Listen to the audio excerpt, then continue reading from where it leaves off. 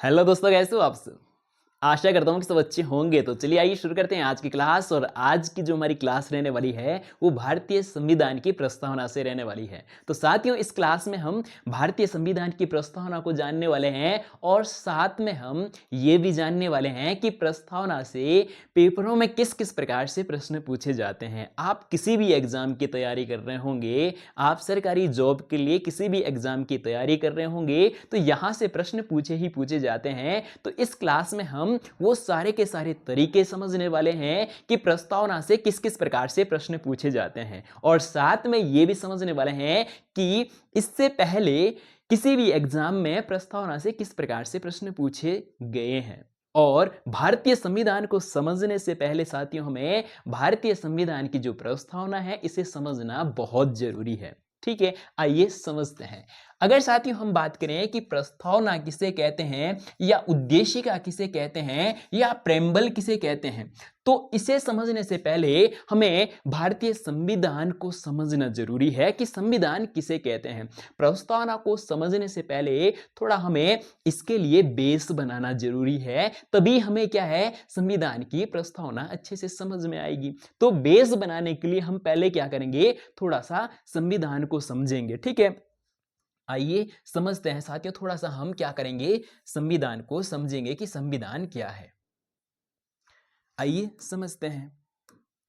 तो सबसे पहले साथियों हम बात करेंगे संविधान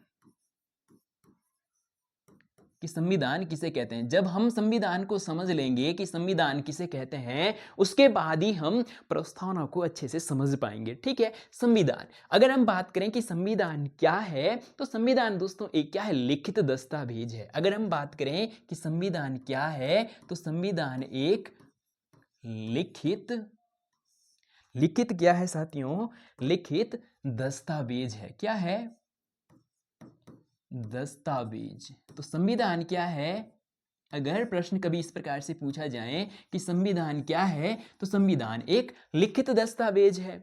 ठीक है, अब अगर हम बात करें कि ये दस्तावेज क्या होते हैं, जिस प्रकार से साथियों हमारे जो डॉक्यूमेंट्स होते हैं, जैसे जाति प्रमाण पत्र, आय प्रमाण पत्र, या मूल निवास, या हमारी 10th की मार्कशीट, या 12th की मार्कशीट, ग्रेजुएशन की मार्कशीट, एमए की मार्कशीट, या बीएड, या इस प्रकार से जो तमाम हमारे पास डिग्रियां होती है, हमारी क्या होती है, डिग्रियां होती है या डॉक्यूमेंट्स होते हैं, उन्हें ही क्या कहा जाता है, दस्तावेज कहा जाता है। उसी प्रकार से जो संविधान है, संविधान भी एक क्या है, दस्तावेज है। किस प्रकार का दस्तावेज है, तो साथियों किसी भी देश के शासन प्रशासन को चलाने के लिए, साथियों किसी भी देश के शासन प्रशासन को चलाने के लिए नियम कानूनों की आवश्यकता होती है। तो संविधान क्या है, संविधान एक दस्तावेज है, और इस दस्तावेज में क्या लिखे गए हैं, नियम कानून लिखे गए हैं। क्या लिखे गए दोस्तों, नियम कानून। तो जो संविधान है, संविधान एक लिखित दस्तावेज है, और संविधान में क्या लिखे गए हैं, इस दस्तावेज में क्या लिखे गए साथियों, नियम कानून लिखे गए हैं। और इस नियम कानून के अनुसार ही किसी भी देश के शासन प्रशासन चलता है।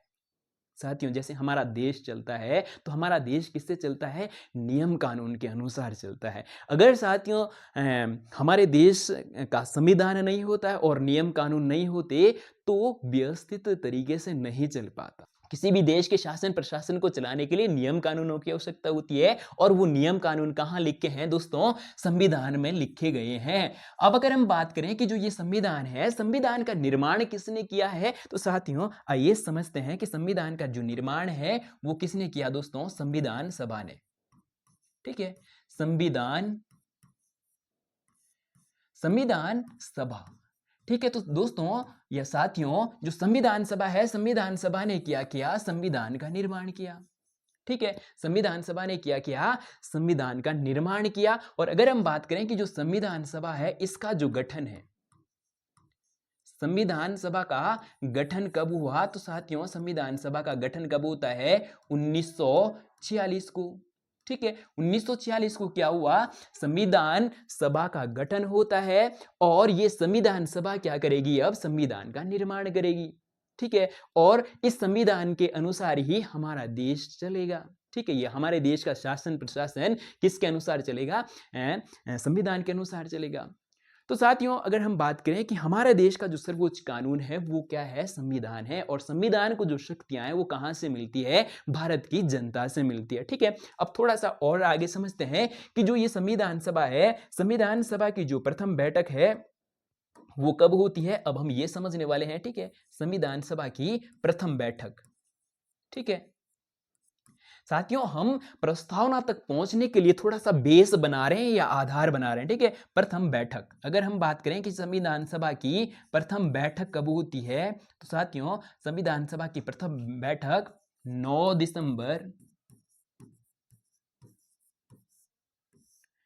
दिसंबर 1946 को क्या होती है साथियों, संविधान सभा की प्रथम बैठक होती है। बहुत बहुत बार इस प्रकार से प्रश्न पूछा गया एग्जाम में कि संविधान सभा की प्रथम बैठक कब हुई, तो 9 दिसंबर 1946 को संविधान सभा की प्रथम बैठक होती है। और प्रथम बैठक में, इस प्रथम बैठक में संविधान सभा के अस्थायी अध्यक्ष, अस्थायी, इस दिन क्या चुने गए, संविधान सभा के अस्थायी अध्यक्ष चुने गए। बहुत बहुत बार पेपरों में यह भी प्रश्न पूछा गया है कि संविधान सभा के अस्थायी अध्यक्ष कौन थे। तो साथियों संविधान सभा के अस्थायी अध्यक्ष कौन, डॉक्टर सच्चिदानंद सिन्हा। तो 9 दिसंबर 1946 को संविधान सभा के अस्थायी अध्यक्ष चुने गए, और किसे चुने गए या किन्हें चुना गया, तो डॉक्टर सच्चिदानंद सिन्हा को क्या चुना गया साथियों, संविधान सभा का अस्थायी अध्यक्ष चुना गया। ठीक है, अब अगर हम बात करते हैं अगली जो तीसरी बैठक होती है, ठीक है, पहली बैठक कब होती है संविधान सभा की, तो 9 दिसंबर, और अगली कब होती है, 10 दिसंबर और 11 दिसंबर। अब हम बात करेंगे 11 दिसंबर की, जो तीसरी बैठक होती है 11 दिसंबर 1946 को, 11 दिसंबर 1946।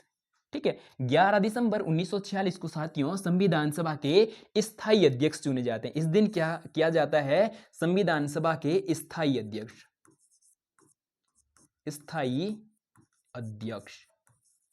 ठीक है, तो 11 दिसंबर 1946 को संविधान सभा के स्थायी अध्यक्ष चुने जाते हैं। अगर हम बात करें कि किसे चुने जाते हैं, तो साथियों संविधान सभा के जो स्थायी अध्यक्ष होते हैं वो कौन होते हैं, तो साथियों वो डॉक्टर राजेंद्र प्रसाद। ठीक है, डॉक्टर राजेंद्र प्रसाद,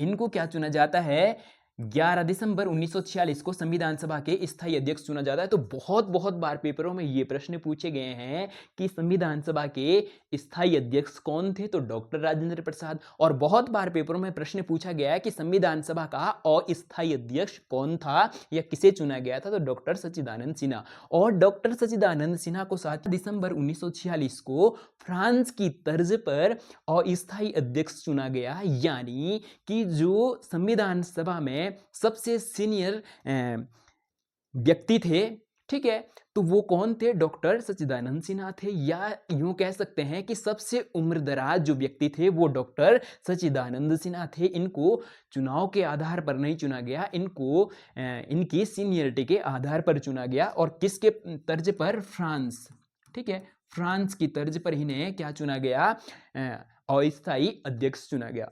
आशा करता हूं साथियों कि आपको इतनी बातें समझ में आ गई होगी। अब अगर हम बात करते हैं तो थोड़ा और आगे चलते हैं। ठीक है, अब थोड़ा हम क्या करते हैं और आगे चलते हैं। 11 दिसंबर को तीसरी बैठक होती है, और उसके बाद 13 दिसंबर 1946 को 13 दिसंबर 1946 को पंडित जवाहरलाल नेहरू जी, 13 दिसंबर 1946 को पंडित जवाहरलाल नेहरू जी क्या करते हैं, संविधान सभा में एक उद्देश्य का प्रस्ताव पेश करते हैं, या एक उद्देश्य का प्रस्ताव लाते हैं कि हम किस प्रकार का संविधान बनाने वाले हैं, या हमारी जो संविधान सभा है, हमारी संविधान सभा का क्या उद्देश्य रहने वाला है। इसके लिए संविधान सभा में 13 दिसंबर 1946 को पंडित जवाहरलाल नेहरू जी क्या लाते हैं, एक उद्देश्य का प्रस्ताव लाते हैं। और उसी उद्देश्य का प्रस्ताव को आगे चलकर हम किसके नाम से जानते हैं साथियों, प्रस्तावना के नाम से जानते हैं, या उद्देश्य के नाम से जानते हैं, या प्रेम्बल के नाम से जानते हैं। तो आइए दोस्तों समझते हैं अब हम कि प्रस्तावना किसे कहते हैं? अब हम प्रस्तावना को समझने वाले हैं, आइए समझते हैं। तो प्रस्तावना को समझने से पहले दोस्तों हमें थोड़ा सा बेस बनाना जरूरी था। हमें थोड़ा क्या है, बेस बनाना जरूरी था कि संविधान किसे कहते हैं या प्रस्तावना किसे कहते हैं। तो अब हमें समझ में आया कि प्रस्तावना किसे कहते हैं। तो 13 दिसंबर 1946 को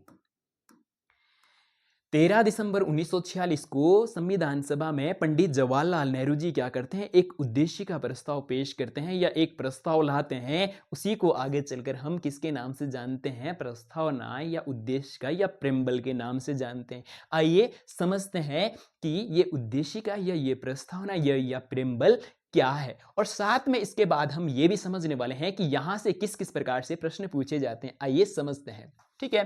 तो साथियों, अगर हम बात करें कि जो भारतीय संविधान की प्रस्तावना है उसकी जो शुरुआत है वो कहां से होती है, हम भारत के लोग। तो बहुत बहुत बार प्रश्न ये भी पूछा गया है कि जो भारत के संविधान की प्रस्तावना है उसकी शुरुआत कहां से होती है। तो उसकी शुरुआत हम भारत के लोग से होती है, हम भारत के लोग, ठीक है। और फिर ये भी प्रश्न पूछा गया है कि जो भारतीय संविधान की प्रस्तावना है, प्रस्तावना में हम भारत के लोग, ये कहां से लिया गया है, ये जो शब्द कह सकते हैं, वाक्य कह सकते हैं, ये कहां से लिया गया है। तो ये कहां से लिया गया है साथियों, संयुक्त राष्ट्र से लिया गया है, संयुक्त राष्ट्र से लिया गया है। साथियों, अगर हम बात करें जो ये हम भारत के लोग हैं, ये कहां से लिया गया है, संयुक्त राष्ट्र यानी यूएन से लिया गया है, ठीक है।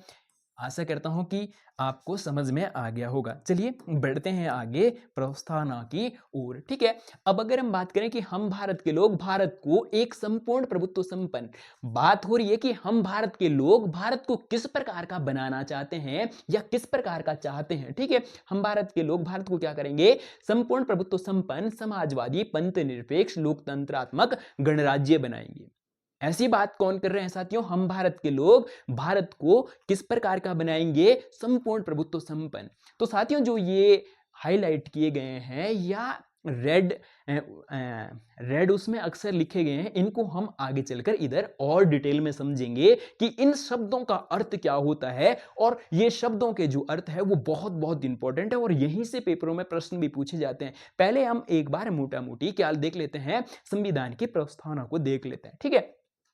तो साथियों, हम भारत के लोग भारत को किस प्रकार का बनाएंगे, संपूर्ण प्रभुत्व संपन्न, समाजवादी, पंथ निरपेक्ष, लोकतंत्रात्मक गणराज्य। ऐसा हम अपने देश को बनाएंगे, भारत की जनता, ठीक है, बनाने के लिए तथा समस्त नागरिकों को, कि समस्त नागरिकों को, ऐसा तो हम भारत को बनाएंगे। और भारत के नागरिकों को क्या क्या अधिकार मिलेंगे, किस किस प्रकार का न्याय मिलेगा, किस किस प्रकार की समानता मिलेगी, किस किस प्रकार की स्वतंत्रता मिलेगी, अब हम वो बात करने वाले हैं। तो साथियों, सबसे पहले अगर हम बात करें कि भारत के लोगों को 3 प्रकार के न्याय की बात की गई है, कहां, प्रस्तावना में। तो यह भी बहुत बार प्रश्न पूछा गया है कि प्रस्तावना में कितने प्रकार के न्याय की बात की गई है। तो 3 प्रकार के न्याय, कौन कौन से, सामाजिक, आर्थिक और राजनीतिक न्याय की बात की गई है।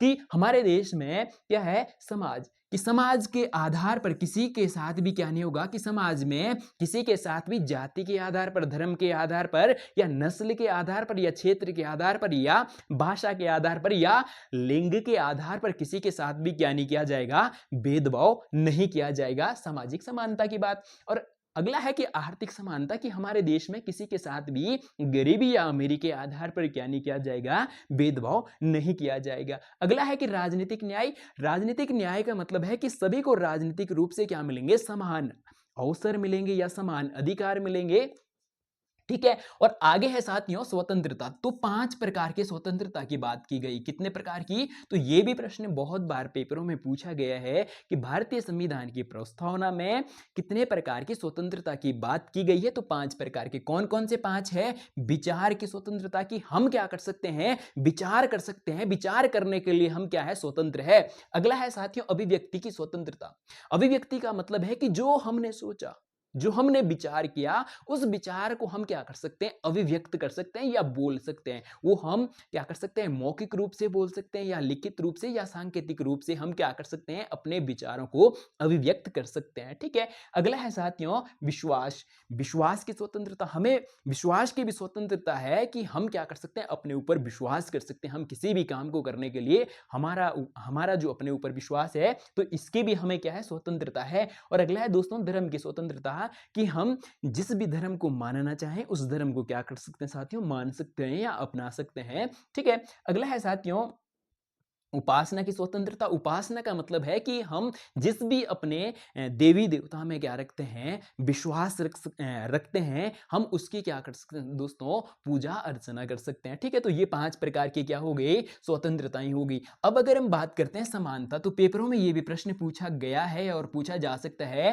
कि प्रस्तावना में कितने प्रकार की समानता की बात की गई है। तो दोस्तों 2 प्रकार की समानता की बात की गई है, प्रतिष्ठा और अवसर की समानता। पहली हो जाएगी प्रतिष्ठा की समानता और दूसरी हो जाएगी अवसर की समानता। अगर हम बात करें कि प्रतिष्ठा की समानता का मतलब क्या होता है, कि सभी व्यक्तियों की क्या होती है, अपनी इज्जत होती है, गरिमा होती है। ठीक है, तो हमें क्या करना है, उनकी क्या करनी है साथियों, हमें उनकी इज्जत का ख्याल रखना है। अगर हम अपनी स्वतंत्रता की बात करते हैं कि हम स्वतंत्र हैं, तो हम भीड़-भाड़ में यूँ हाथ फैला के नहीं चल सकते जिससे कि किसी को नुकसान हो, या हम इतने तेज़ी से क्या है, अपने घर में साउंड नहीं बजा सकते जिससे क्या है, दूसरे का डिस्टर्ब हो। भले ही हम स्वतंत्र हैं, लेकिन जहां दूसरे की गरिमा को हम ठेस पहुंचा रहे हैं, वहां पर हमारी स्वतंत्रता क्या हो जाती है, बाधित हो जाती है। ठीक है, या सीमित हो जाती है। ठीक है साथियों, तो प्रतिष्ठा का मतलब क्या है, कि प्रत्येक व्यक्ति को क्या है, अपनी गरिमा पूर्ण जीवन जीने का अधिकार है या समानता का अधिकार है। और अवसर की समानता का मतलब है कि लोक नियोजन या नियोजन में समान अवसर दिए जाएंगे। जैसे सरकारी नौकरियां हैं तो उनमें क्या दिए जाएंगे दोस्तों, समान अवसर दिए जाएंगे। ठीक है, और आगे है तथा इन सब में उन सब में व्यक्ति की गरिमा, कि अगर हमें कि ये सारी चीजें चाहिए तो हमें क्या रखना पड़ेगा, व्यक्ति की गरिमा का ध्यान रखना पड़ेगा। कि अगर हमें 2 प्रकार की समानता चाहिए, 5 प्रकार की स्वतंत्रता चाहिए, 3 प्रकार का न्याय चाहिए, तो हमें क्या करना पड़ेगा, उसके लिए हमें व्यक्ति की गरिमा का ध्यान रखना पड़ेगा। हमें दूसरे व्यक्तियों को ठेस नहीं पहुंचानी है। और साथ में राष्ट्र की एकता और अखंडता, हमें क्या करना है, राष्ट्र की एकता और अखंडता भी बनाए रखनी है, तभी कि हमें ये सारी चीजें मिलेंगी। ठीक है, आगे है राष्ट्र की एकता और अखंडता सुनिश्चित करने वाली बंधुत्व। ठीक है, कि हमें क्या करना है, बंधुता बढ़ानी है। मतलब बंधुता का मतलब भाईचारा बढ़ाना है, कि जिससे कि क्या बनी रहे, व्यक्ति की गरिमा बने रहे, राष्ट्र की एकता बने रहे, अखंडता बने रहे। ऐसे सुनिश्चित करने वाली बंधुता या भाईचारा हमें क्या करना है, अपने देश में बढ़ाना है। ठीक है, आगे दृढ़ संकल्प होकर अपनी इस संविधान सभा में आज तारीख 26 नवंबर 1949। तो दोस्तों ये तारीख हमें क्या रखनी है, याद रखनी है, बहुत बहुत इंपॉर्टेंट है। और यहां से भी पेपरों में बहुत बार पेपरों में प्रश्न पूछे गए हैं कि हमारा जो संविधान है वो कब अंगीकृत किया गया, या कब अधिनियमित किया गया, या कब बनकर तैयार हुआ।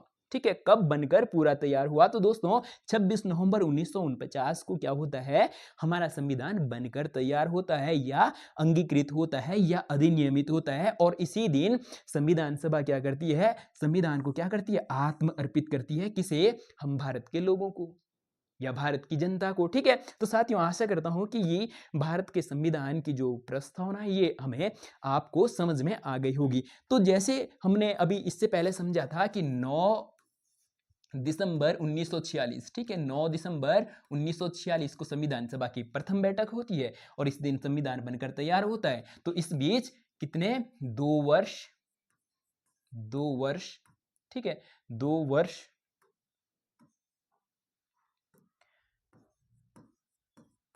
2 वर्ष 11 माह और 18 दिन में हमारा संविधान बनकर क्या हो जाता है, तैयार हो जाता है। तो साथियों ये भी बहुत बार प्रश्न पूछा गया है कि हमारे संविधान को बनने में कितना समय लगा, 2 वर्ष 11 माह और 18 दिन में हमारा संविधान बनकर तैयार हो जाता है। ठीक है, तो साथियों अब हम आगे समझने वाले हैं कि परीक्षाओं में जो संविधान है, संविधान की प्रस्तावना से किस किस प्रकार से प्रश्न पूछे गए हैं, और इसके जो ये मेन जो शब्द है, इनके अर्थों को भी समझना जरूरी है। कभी कभी सीधा सीधा इनसे ही प्रश्न पूछे जाते हैं। आइए समझते हैं। तो साथियों, हम महत्वपूर्ण तत्वों को समझने वाले हैं। तो बहुत बार पेपरों में यह भी प्रश्न पूछा गया है कि शक्ति का स्रोत, यानी संविधान की शक्ति का स्रोत, जो हमारे देश का संविधान है, संविधान को शक्ति कहां से मिलती है, या संविधान के शक्ति का स्रोत कौन है? तो भारत के लोग हैं। यही हम संविधान के प्रस्तावना में हमने समझा कि हम भारत के लोग ही तो भारत को इस प्रकार का बनाना चाह रहे हैं,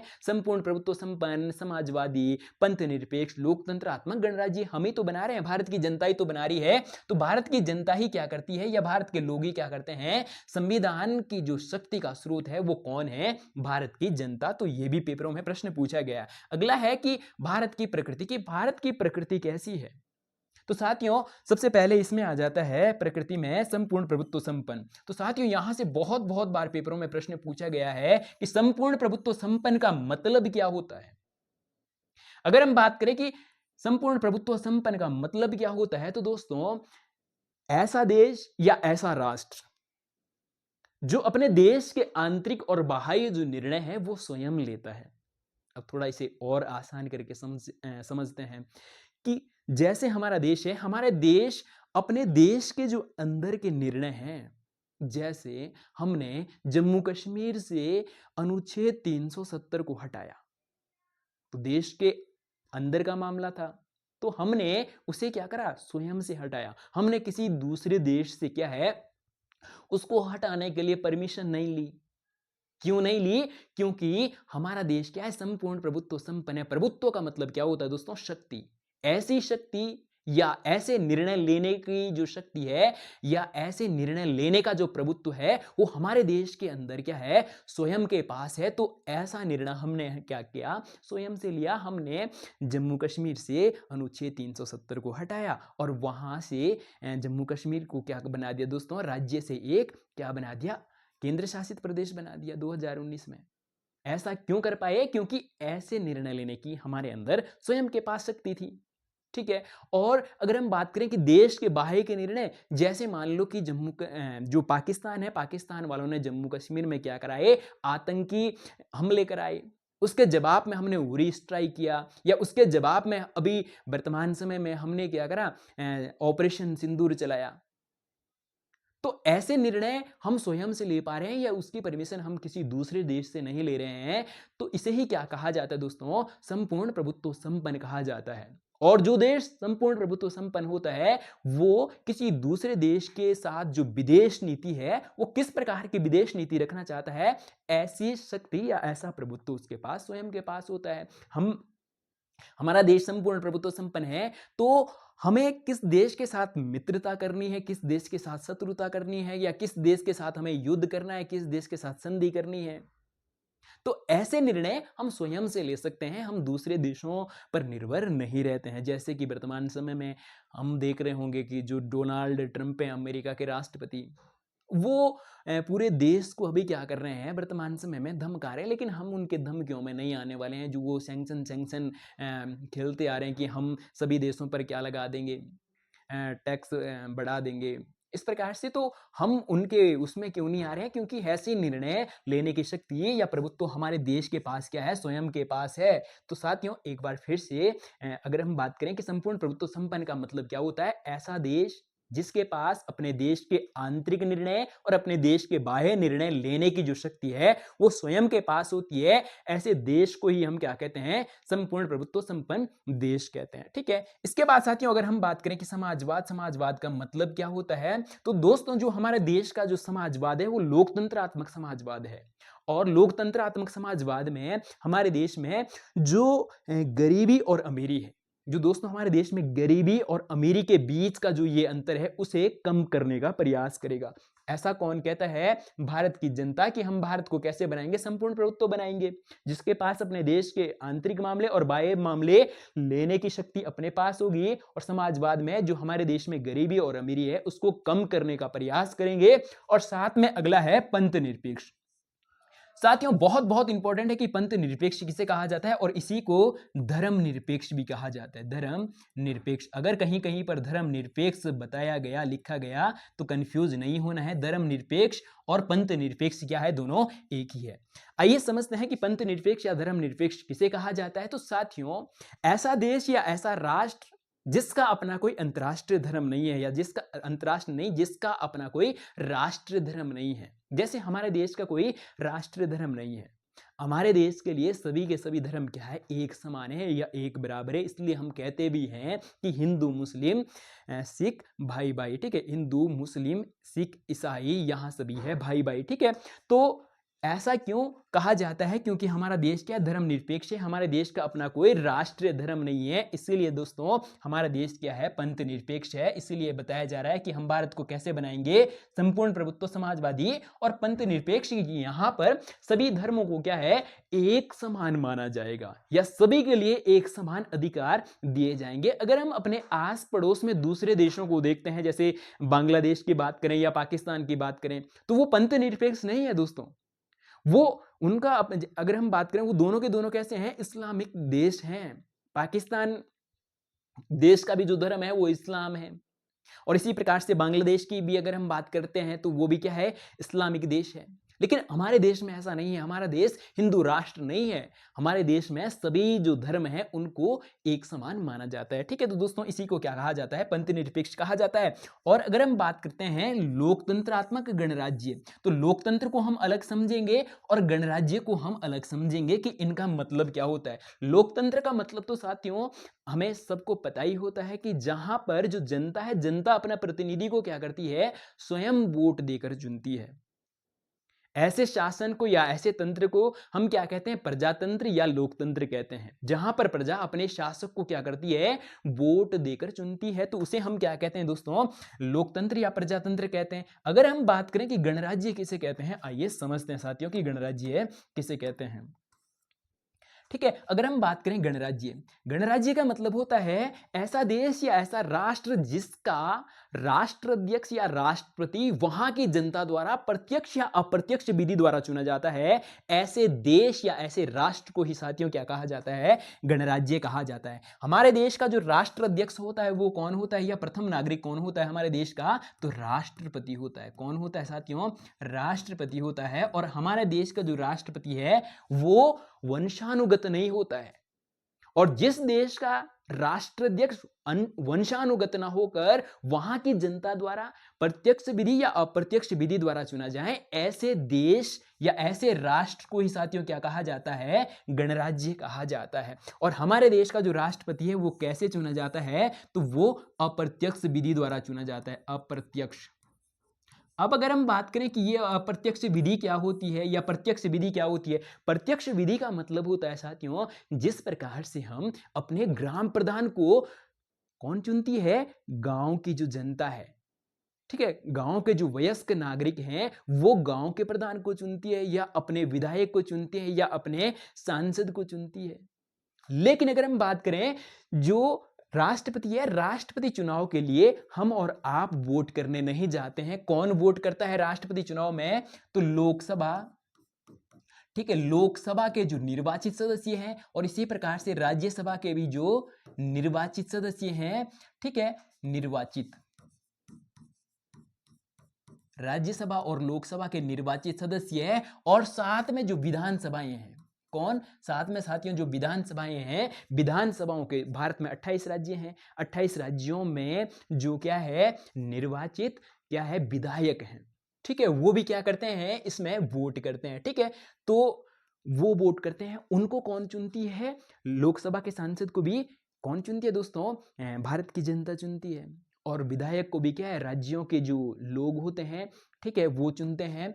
तो अगर हम बात करें राष्ट्रपति को कौन चुनते हैं, जिनको हमने चुना वो किसको चुनते हैं, राष्ट्रपति के चुनाव में क्या करते हैं, वोट करते हैं। इसीलिए इसे क्या कहा जाता है, अप्रत्यक्ष कहा जाता है। क्यों, क्योंकि जनता ने प्रत्यक्ष रूप से क्या नहीं करा, राष्ट्रपति चुनाव में हिस्सा नहीं लिया या वोट नहीं दिया। किसने, हमारे द्वारा जो चुने गए प्रतिनिधि है उनके द्वारा ही राष्ट्रपति चुनाव में क्या किया गया, वोट किया गया, ठीक है। तो साथियों आशा करता हूं कि आप ये सब चीज़ें क्या है अच्छे से समझ गए होंगे। अब अगर हम बात करें कि जो संविधान है, संविधान का स्वरूप किस प्रकार का है, तो न्यायिक है, ठीक है।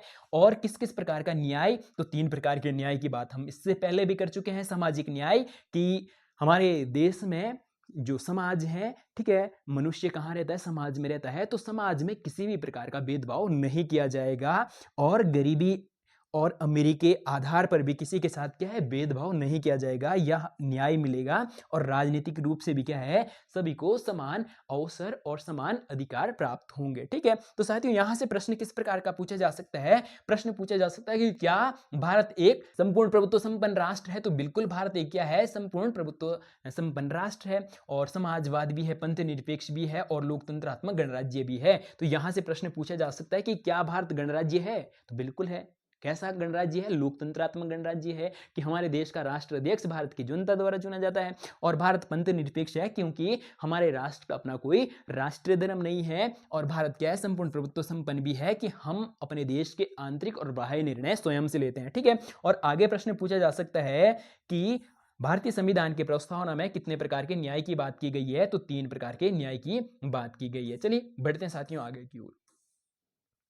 अब साथियों हम समझने वाले हैं कि भारतीय संविधान की प्रस्तावना में कितने प्रकार की स्वतंत्रता की बात की गई है। 5 प्रकार के स्वतंत्रता की बात की गई है। और वो 5 प्रकार की कौन कौन सी है, विचार की स्वतंत्रता, अभिव्यक्ति की स्वतंत्रता, और विश्वास की स्वतंत्रता, और धर्म को मानने की स्वतंत्रता, और उपासना की स्वतंत्रता। तो ये 5 प्रकार की स्वतंत्रताओं की बात की गई है। तो यहां से भी पेपरों में प्रश्न पूछा गया है, ठीक है। आगे है साथियों समानता। तो 2 प्रकार की समानता की बात की गई है, प्रतिष्ठा की समानता और अवसर की समानता। प्रतिष्ठा की जो समानता है, जो अनुच्छेद 15 है, अनुच्छेद 15 में बताया गया है कि कोई भी भेदभाव नहीं होगा कि जाति के आधार पर, धर्म के आधार पर, लिंग के आधार पर, या क्षेत्र के आधार पर, या भाषा के आधार पर किसी भी प्रकार का क्या नहीं किया जाएगा, भेदभाव नहीं किया जाएगा। अगला है अवसर की समानता, लोक नियोजन। लोक नियोजन में मतलब सरकारी नौकरियों में सभी को समान अवसर मिलेंगे, अगर आप क्या हो, उसके लिए योग्य हो, तो समान अवसर दिए जाएंगे, ठीक है। अगला है साथियों, ये भी बहुत बहुत बार पेपरों में प्रश्न पूछा गया है कि जो भारतीय संविधान है, भारतीय संविधान की प्रस्तावना का जो विचार है वो कहां से लिया गया है। तो साथियों प्रस्तावना का विचार कहां से लिया गया है, अमेरिका के संविधान से लिया गया है, ठीक है। ये भी प्रश्न बहुत बार पूछा गया है। अगला है कि प्रस्तावना की जो भाषा है वो कहां से ली गई है, किस देश के संविधान से ली गई है, तो ऑस्ट्रेलिया के संविधान से ली गई है, ठीक है। अगला है साथियों कि संविधान की आत्मा की, अगला प्रश्न पूछा जा सकता है कि जो भारतीय संविधान की प्रस्तावना है उसे भारतीय संविधान की आत्मा किसने कहा है, ठीक है। तो भारतीय संविधान की आत्मा किसे कहा जाता है, प्रस्तावना को कहा जाता है। और किसने कहा है, हिदायतुल्लाह ने कहा है। हिदायतुल्लाह ने क्या कहा है दोस्तों, प्रस्तावना को भारतीय संविधान की आत्मा कहा है। तो ये भी पेपर में प्रश्न पूछा जा सकता है, या सीधा सीधा पेपर में प्रश्न पूछा जाता है कि संविधान की आत्मा किसे कहा जाता है, तो दोस्तों प्रस्तावना को कहा जाता है। अगर प्रश्न इस प्रकार से पूछा जाए कि डॉक्टर बी.आर. अम्बेडकर ने किसे संविधान की आत्मा कहा है, तो डॉक्टर बी.आर. अम्बेडकर ने अनुच्छेद 32 को, ठीक है, डॉक्टर भीमराव अंबेडकर ने अनुच्छेद 32 को, ठीक है, अनुच्छेद 32 को क्या कहा है, संविधान की आत्मा कहा है। लेकिन अगर सीधा सीधा प्रश्न पूछे जाए कि संविधान की आत्मा किसे कहा जाता है, तो प्रस्तावना को कहा जाता है, ठीक है। और हिदायतुल्लाह ने ही साथियों संविधान को क्या कहा है, संविधान का पहचान पत्र। प्रस्तावना को दोस्तों हिदायतुल्लाह ने क्या कहा है, संविधान का पहचान पत्र भी कहा है, ठीक है। और आगे है साथियों कि विश्व का जो सबसे बड़ा लिखित संविधान है वो किसका है, वो हमारे देश यानी भारत का है, ठीक है। चलिए बढ़ते हैं साथियों आगे की ओर।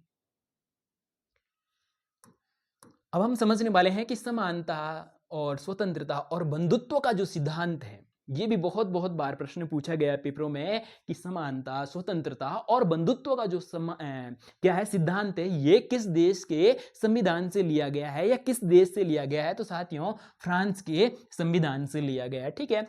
आगे है कि संविधान दिवस, ये भी पेपरों में अब प्रश्न पूछा जा रहा है कि संविधान दिवस कब मनाया जाता है, ठीक है, या पहली बार संविधान दिवस कब मनाया गया, ये भी बहुत बहुत बार पेपरों में प्रश्न पूछा गया है। तो साथियों अगर हम बात करें संविधान दिवस कब मनाया जाता है, 26 नवंबर को मनाया जाता है। अगर हम बात करें कि 26 नवंबर को क्यों मनाया जाता है, क्योंकि 26 नवंबर को ही हमारा जो संविधान है, हमारा संविधान क्या हो जाता है, बनकर तैयार हो जाता है। तो साथियों, प्रश्न पूछा जा सकता है कि हमारा संविधान कब बनकर तैयार हुआ, तो 26 नवंबर 1949 को बनकर तैयार हुआ। ठीक है, इसीलिए हम 26 नवंबर को क्या मनाते हैं साथियों, संविधान दिवस मनाते हैं। ठीक है, और अगला प्रश्न पूछा जा सकता है कि पहली बार जो संविधान दिवस है वो कब मनाया गया, तो पहली बार संविधान दिवस 2015 में मनाया गया। ठीक है, तो साथियों यहां से भी क्या पूछा जा सकता है, प्रश्न पूछा जा सकता है। अगला भी प्रश्न पूछा जा सकता है कि जिस प्रकार से हमने देखा कि हमारा संविधान बनकर कब तैयार हो गया, 26 नवंबर 1949 को बनकर तैयार हुआ। अगला प्रश्न पूछा जा सकता है कि लागू कब हुआ, तो लागू दोस्तों 26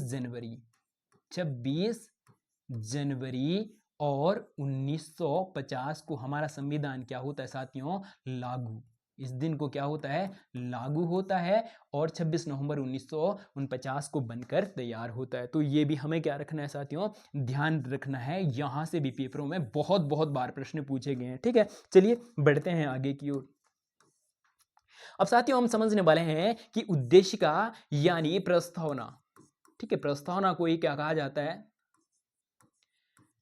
प्रस्तावना को ही साथियों उद्देशिका भी कहा जाता है या प्रेम्बल भी कहा जाता है। तो प्रश्न पूछा जा सकता है कि प्रस्तावना या उद्देशिका को संविधान की जन्म कुंडली किसने कहा है। तो दोस्तों संविधान की जन्म कुंडली प्रस्तावना को किसने कहा है, तो के.एम. मुंशी ने कहा है। अगला जो प्रश्न पूछा जाता है वो पूछा जाता है कि संविधान को पवित्र दस्तावेज किसने कहा है। बहुत बहुत बार यहां से भी परीक्षाओं में प्रश्न पूछे गए हैं। तो डॉक्टर बी.आर. अंबेडकर या भीमराव अंबेडकर जी ने संविधान को क्या कहा है, पवित्र दस्तावेज कहा है। ठीक है, और एक प्रश्न यहां से इस प्रकार से हम गलत करते हैं, बहुत बार गलत करते हैं। प्रश्न पूछा जाता है कि संविधान सभा के अध्यक्ष कौन थे, तो बहुत बार बहुत साथी क्या करके आते हैं, डॉक्टर भीमराव अंबेडकर जी को ही संविधान सभा के अध्यक्ष लगा के आते हैं, जबकि डॉक्टर भीमराव अंबेडकर संविधान सभा के अध्यक्ष नहीं होते हैं, ये प्रारूप समिति के अध्यक्ष होते हैं। ठीक है, थोड़ा सा इसे हम अच्छे से समझ लेते हैं कि ये प्रारूप समिति क्या है। ठीक है, या संविधान सभा के अध्यक्ष और प्रारूप समिति के अध्यक्ष में क्या अंतर है, थोड़ा सा समझ लेते हैं। तो साथियों आइए समझते हैं। सबसे पहले हम बात करते हैं संविधान सभा। ठीक है, तो साथियों जो संविधान सभा है, संविधान सभा के अध्यक्ष हमने इससे पहले जान चुके हैं कि कौन थे, डॉक्टर राजेंद्र प्रसाद थे। ठीक है, अध्यक्ष। ठीक है, संविधान सभा के जो अध्यक्ष है वो कौन हो जाएंगे, डॉक्टर राजेंद्र प्रसाद जी हो जाएंगे।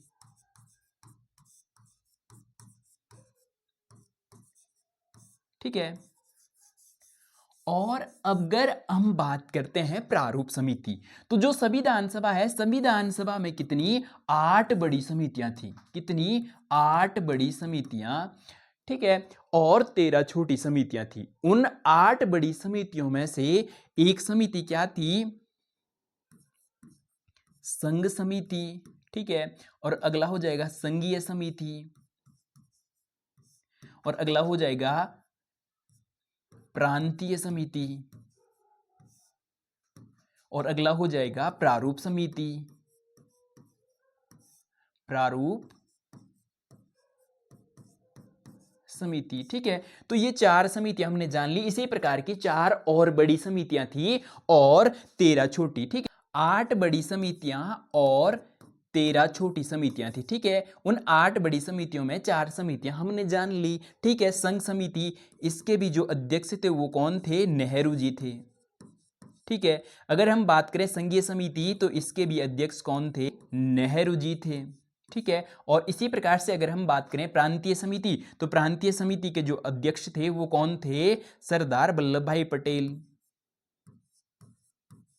ठीक है, पटेल जी। और इसी प्रकार से अगर हम बात करते हैं अब किसकी, जो प्रारूप समिति है, प्रारूप समिति के अध्यक्ष कौन थे, तो साथियों डॉक्टर भीमराव अंबेडकर जी क्या थे, प्रारूप समिति के अध्यक्ष थे। ठीक है, तो हमें ध्यान रखना है कि संविधान सभा के अंतर्गत ही 8 बड़ी समितियां, उन 8 बड़ी समितियों में से एक प्रारूप समिति थी। उसके अध्यक्ष कौन थे? डॉक्टर भीमराव अंबेडकर जी थे। और अगर हम बात करें कि संविधान सभा के अध्यक्ष तो कौन थे? डॉक्टर राजेंद्र प्रसाद जी थे। ठीक है, इसी प्रकार से अगर हम बात करें संविधान सभा के अस्थायी अध्यक्ष,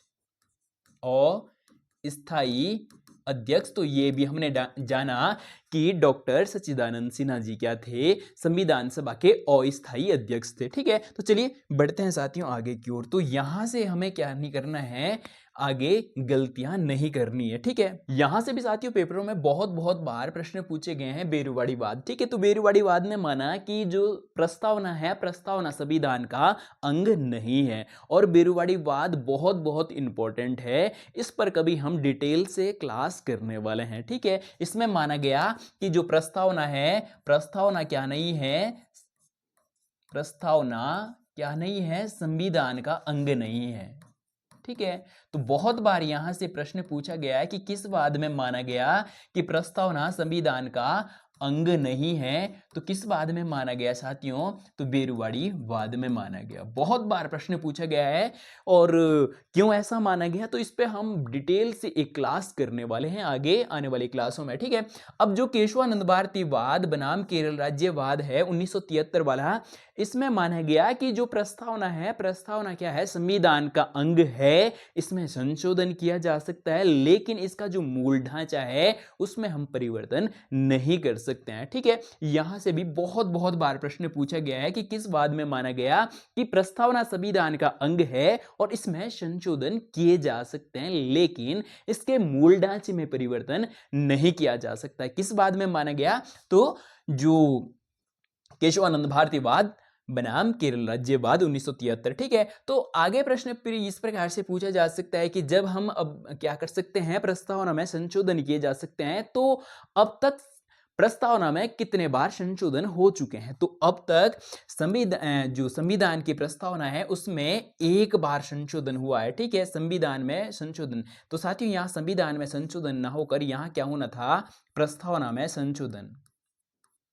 ठीक है, प्रस्तावना में संशोधन अब तक कितने बार हो चुके हैं? एक बार हो चुका है। ठीक है, और कब हुआ? तो 42वां जो संविधान संशोधन है वो किससे संबंधित है? तो ये प्रस्तावना में भी क्या किया गया? संशोधन किया गया था। और जो 42वां जो संविधान संशोधन है इसे क्या कहा जाता है?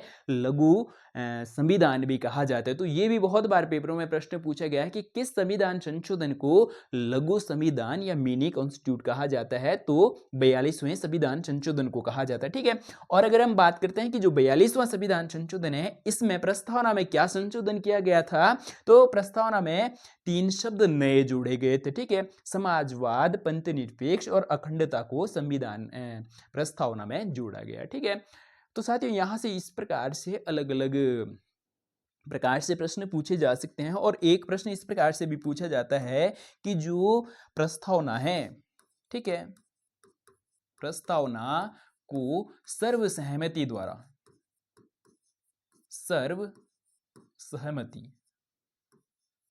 सर्वसहमति द्वारा कब क्या किया गया? स्वीकृत किया गया या स्वीकार किया गया? तो ये भी बहुत बार प्रश्न पूछा गया। जैसे हमने इससे पहले क्या समझा कि 13 दिसंबर, ठीक है, 13 दिसंबर 1946 को संविधान सभा में पंडित जवाहरलाल नेहरू जी क्या लाते हैं? एक उद्देश्य का प्रस्ताव लाते हैं, ठीक है, या एक प्रस्ताव लाते हैं, उसे ही आगे चलकर हम प्रस्तावना के नाम से जानते हैं। ठीक है, तो संविधान सभा में कब प्रस्तावना का प्रस्ताव लाया गया, ये उद्देश्य का प्रस्ताव लाया गया? तो 13 दिसंबर। ठीक है, अब अगर हम बात करते हैं कि इसे कब स्वीकृति मिली, तो इसे 22 जनवरी 1947 को, ठीक है, प्रस्तावना को जो स्वीकार किया गया या सर्वसहमति द्वारा स्वीकृत किया गया, तो 22 जनवरी 1947 को किया गया। तो साथियों ये थी आज की क्लास। अगर आपको क्लास अच्छी लगी हो तो वीडियो को लाइक, चैनल को सब्सक्राइब, और इस प्रकार की और क्लास देखने के लिए चैनल को जरूर सब्सक्राइब करें और एक कॉमेंट जरूर करें कि आपको ये क्लास कैसी लगी। तो चलिए आज के लिए इतना ही, मिलते हैं जल्दी इस प्रकार की नेक्स्ट वीडियो में, तब तक के लिए जय हिंद।